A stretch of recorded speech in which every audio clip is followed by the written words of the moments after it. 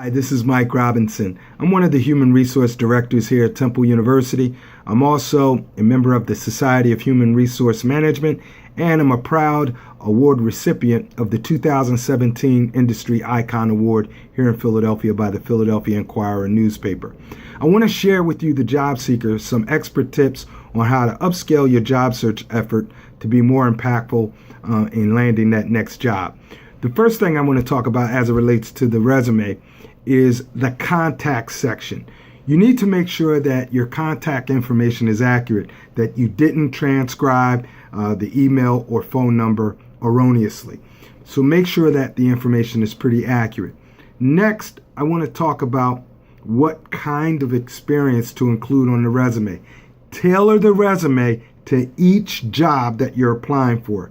It's important to make sure that you're tailoring your resume so that it's addressing the major points that are outlined in the job descriptions that you're responding to. That's a more potent resume. That's a more impactful resume versus a generic resume that you're just sending out to every single company that you can think of. Make sure you're tailoring the resume. I know what some of you are thinking, that this is time consuming and that's going to be a lot of work. Well, it's a job looking for a job. So please take the time and invest in tailoring the resume for each job that you're responding to. Now let's talk about resume format. There are three major formats of resume. The chronological format. This format of resume is ideal for the person who's been working in the workforce for at least 10, 15 years or more. Its emphasis is on the time, the chronology of time that you've been in the workforce. It starts with your most recent employment and works its way back to your earliest employment. If you've had 10, 15, 20 years or more of work experience, just go back 10 years, 15 years tops.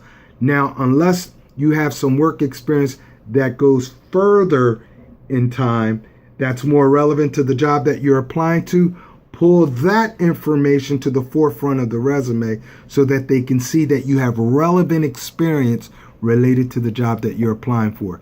The benefit of using a chronological format is the emphasis is on time, work history in the workforce. For someone who's been in the workforce for a while, that's the best format maybe for you. Then there's a second format of resume called the functional format.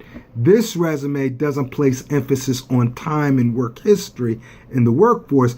This resume emphasizes skills, expertise, education, and training that's relevant to the job that you're applying for. So the functional resume, its emphasis is on skills, expertise, education, and training that's related to the job that you're applying for. This resume is more beneficial to someone who has very little to no work experience, or someone who's been in the workplace for a pretty long period of time with maybe one or two companies. So the functional format is ideal for those kinds of individuals. Now, the third format of resume combines the best of both worlds. It's the chrono-functional hybrid. This combines the chronological with the functional in a hybrid format. I personally prefer the chrono-functional hybrid because it uses the best of both worlds. It's the best of both resume formats, and it seems to work ideally for me. You have to pick and choose what format is ideal for you.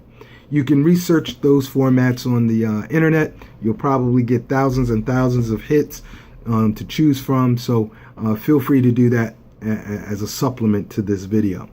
Now, when it comes to interviewing, make sure that you not only research the company that you're interviewing with, make sure that you research the people that you're going to interview with. Oftentimes you're told, research the company.